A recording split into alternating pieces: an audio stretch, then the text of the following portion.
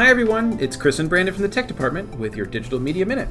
Today we're showing you some new changes to everyone's favorite learning tool, Google Meet.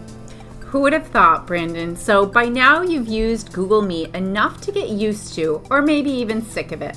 But Google is rolling out some new features that we talked to you about in some of our summer trainings, and we just want to follow up so that your virtual classroom can be a little more tidy.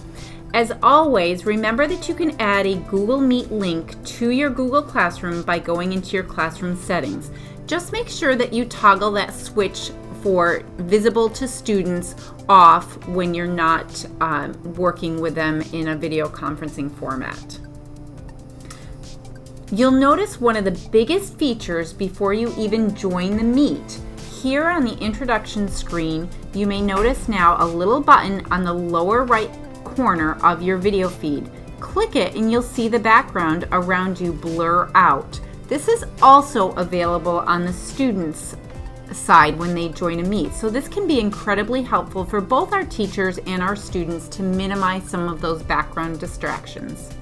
Another great setting that we'll highlight here is choosing which camera you're going to show to your students. So if you're using a document camera or something else plugged in, when you're on this screen, you can select the three dots to say more options and click the little cog for settings, and it'll show you which microphone and then also which camera you're going to be showing to your students. So if you had a different camera, like an Elmo or something, you could choose that from the camera. And same thing with the audio, you can select if you have an external microphone or something like that. So Brandon, talk to me about, say, a student in a virtual setting chooses and says block instead of allow on their camera and microphone. Could you remind us how we would go in and help a student re-enable or activate those features? Sure. So when you first join or ask to join a Meet, you'll see a little pop-up come from the upper left-hand corner up here that says allow your microphone and camera. If you said block or didn't know what you clicked, if you click on the little, it'll look like a padlock. Click on that and you'll see a menu come down with several different things like location. Go down to your camera and your microphone and just make sure that that says allow. And then that will allow Chrome to use your camera and microphone for the Meet. And this is true across any app that you work with students that would allow video and audio access. I think Flipgrid is another one that comes to mind.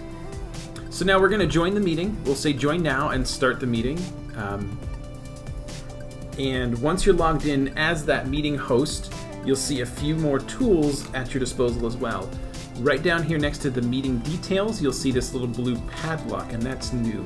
Those are host controls. So as the host of the meeting, you have a few more controls over it now.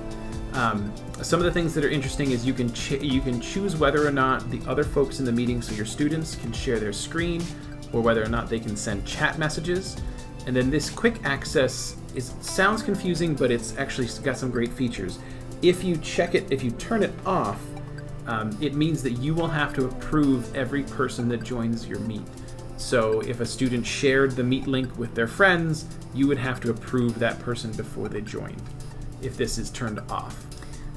Brandon, could you show us where that chat feature lives in Google Meet? And I only ask that because a lot of teachers don't realize that there is this feature that would allow you to have some conversations, whole group, or maybe even throw in a link while they're teaching live and have that responsiveness with the students. So up here near the clock, you'll see a couple of icons. One is your picture, so you can see what your camera view will look like. You can see these little people that tells you how many people are in your Meet right now.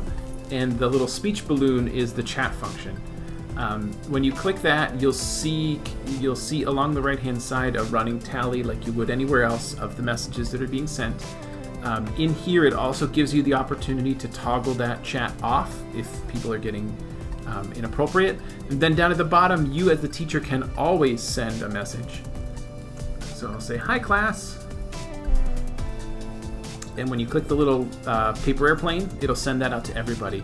And on the student side, they will see that on their chat window as well. Which is kind of nice because you can, it also attributes it, so you'll see your student's name showing up in that chat window. So it's not an anonymous chat. Correct. Another new function that we're showing folks is the tile function, the ability to see your entire class at once. If you go to this menu down in the bottom right-hand corner, it looks like 3 dots stacked on top of each other. You'll see a bunch of different options here. The one we're going to look at right now is change layout. So the layout is how your screen is set up. Right now we're on the sidebar, which would be a big picture, and then you'll see little tiles down the side. If you want to see everybody, you can select the tiled view, and that will put your entire class inside little boxes.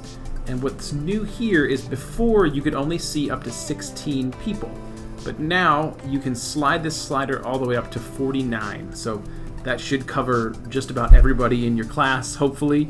Maybe your virtual open houses this year would be up to 49. So that way you'll be able to see everybody on the same screen at the same time. Again, being able to see what everybody's doing and nobody's kind of hiding there. Brandon, did we go over the quick access option? We did. That's down in the host controls. Awesome. Good to know, so that you just have that added layer of security when you're allowing students into your meets, and especially again maybe for open houses, knowing that the folks that you've invited are welcome into that meet. So the changes don't stop here. We so wish that Google had launched these in late August instead of unrolling or launching them throughout the fall, but come October, we will see an integration into its Jamboard. So that's going to be our next Digital Media Minute. And it will also be introducing breakout rooms to each meet. And if you're unfamiliar with breakouts, it's just that ability to have a whole Google Meet, but then choose 3 or 4 students to break out into their own virtual room while you're working with another small group within your meet. So that's going to be a really great upgrade.